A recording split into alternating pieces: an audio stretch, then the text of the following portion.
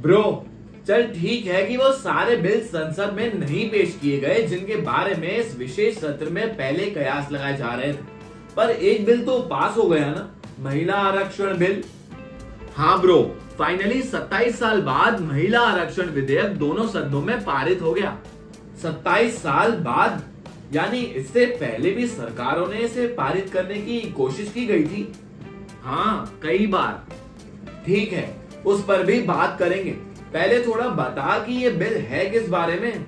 देख, महिला आरक्षण बिल में लोकसभा और राज्यों की विधानसभाओं में महिलाओं के लिए 33% या 1/3 सीटें आरक्षित करने का प्रस्ताव है। विधेयक में 33% कोटा के भीतर SC, ST और एंग्लो इंडियन के लिए उप आरक्षण का भी प्रस्ताव है। विधेयक में प्रस्तावित है कि प्रत्येक आम चुनाव के बाद आरक्षित सीटों को रोटेट किया जाना चाहिए। आरक्षित सीटें राज्य या केंद्र शासित प्रदेश के विभिन्न निर्वाचन क्षेत्रों में रोटेशन द्वारा आवंटित की जा सकती है। महिला आरक्षण के लिए पेश किया गया विधेयक 128वां संविधान संशोधन विधेयक है, लेकिन अभी इस बिल को लागू करने की राह में कई रोड़े हैं, जिसके चलते लंबा इंतजार करना पड़ सकता है। पर अच्छी बात यह है कि अभी संसद में पास हो गया है, क्योंकि इससे पहले कई बार इसे सदन में पेश किया जा चुका है और जब पहली बार पेश किया गया था तभी 81वां संविधान संशोधन था। बिल में कहा गया है कि जनगणना के आंकड़ों और परिसीमन की प्रक्रिया पूरी होने के बाद ही इसके प्रावधान लागू हो सकेंगे।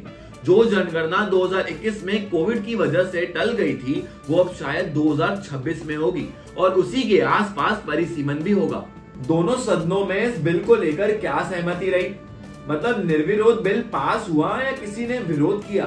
वोटिंग की बात करें तो लोकसभा में इस बिल के पक्ष में 454 वोट डाले गए थे, जबकि इसके विरोध में 2 वोट AIMIM सांसदों ने डाले थे। इसके बाद फिर राज्यसभा से बिल पास हो गया। राज्यसभा की वोटिंग में सभी सांसदों ने एक सुर में बिल को समर्थन दिया। राज्यसभा में बिल के पक्ष में 214 वोट डाले गए थे, जबकि बिल के विरोध में एक भी वोट नहीं डाला गया था। अब ये बिल राष्ट्रपति के पास भेजा जाएगा। उनकी मंजूरी मिलते ही ये कानून बन जाएगा।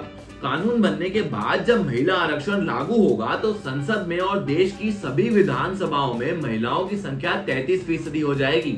अब महिला आरक्षण बिल के इतिहास के बारे में बात करते हैं। देख, महिला आरक्षण बिल 1996 से ही अधर में लटका हुआ है। इस बिल के जन्म में अब तक 4 प्रधानमंत्री, 11 कोशिशें और 27 साल लग चुके हैं। 1996 में 13 दलों की गठबंधन वाली यूनाइटेड फ्रंट सरकार ने इस दिशा में पहली कोशिश की थी। उस समय के कानून मंत्री रमाकांत डी खलप ने संविधान में 81वें संशोधन के लिए संसद में एक बिल पेश किया। इसके तहत संविधान में 2 नए कानून, अनुच्छेद 330A और 332A जोड़ा जाना था। जनता दल समेत सरकार को समर्थन देने वाली कई पार्टियों ने इस बिल का विरोध कर दिया। इस विरोध से सरकार घबरा गई।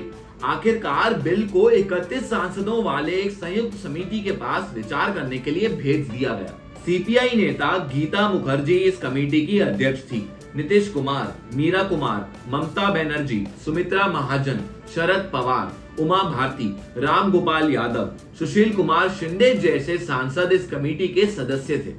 लेकिन तब इस बिल में अन्य पिछड़ा वर्ग के लिए आरक्षण का प्रावधान नहीं था। इस संशोधन अधिनियम के लागू होने के 15 साल बाद महिलाओं के लिए सीटों का आरक्षण खत्म हो जाएगा।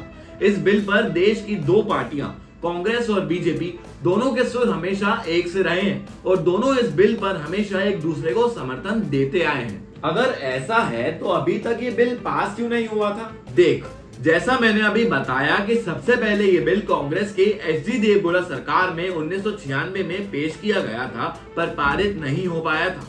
उसके बाद अटल बिहारी वाजपेयी की सरकार ने 1998 में लोकसभा में फिर महिला आरक्षण बिल को पेश किया था। कई दलों के सहयोग से चल रही वाजपेयी सरकार को इसको लेकर विरोध का सामना करना पड़ा था। इस वजह से बिल पारित नहीं हो सका था, लेकिन वाजपेयी सरकार ने कोशिश जारी रखी। फिर 1999, 2002 और 2003-2004 में भी पारित कराने की कोशिश की, लेकिन उनकी ये कोशिश सफल नहीं हुई। फिर बीजेपी सरकार जाने के बाद 2004 में कांग्रेस के नेतृत्व में यूपीए सरकार सत्ता में आई और डॉक्टर मनमोहन सिंह प्रधानमंत्री बने। यूपीए सरकार ने 2008 में इस बिल को 108वें संविधान संशोधन विधेयक के रूप में राज्यसभा में पेश किया। वहां से ये बिल 9 मार्च 2010 को राज्यसभा में भारी बहुमत से पारित हुआ। बीजेपी, वाम दलों और जेडीयू ने बिल का समर्थन किया था, लेकिन फिर यूपीए सरकार ने इस बिल को लोकसभा में पेश नहीं किया क्योंकि इसका विरोध करने वालों में समाजवादी पार्टी और राष्ट्रीय जनता दल शामिल थी।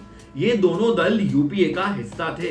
कांग्रेस को डर था कि अगर उसने बिल को लोकसभा में पेश किया तो उसकी सरकार खतरे में पड़ सकती है। साल 2008 में इस बिल को कानून और न्याय संबंधी स्थायी समिति को भेजा गया था। इसके 2 सदस्य वीरेंद्र भाटिया और शैलेंद्र कुमार समाजवादी पार्टी के थे। इन लोगों ने कहा कि वे महिला आरक्षण के विरोधी नहीं है, लेकिन जिस तरह से बिल का मसौदा तैयार किया गया है वे उससे सहमत नहीं थे। इन दोनों सदस्यों ने सिफारिश की थी कि हर राजनीतिक दल अपने 20% टिकट महिलाओं को दे और महिला आरक्षण 20% से अधिक न हो। साल 2014 में लोकसभा भंग होने के बाद ये बिल अपने आप खत्म हो गया था, लेकिन राज्यसभा स्थायी सदन है, इसलिए ये बिल अभी तक जिंदा रहा, जिसके चलते ही 27 सालों से अटका ये बिल इस विशेष सत्र में पेश होने से लेकर पारित भी हो पाया और जल्द ही कानून भी बन जाएगा। देखना ये है कि इस बिल पर राष्ट्रपति से कब सहमति आती है।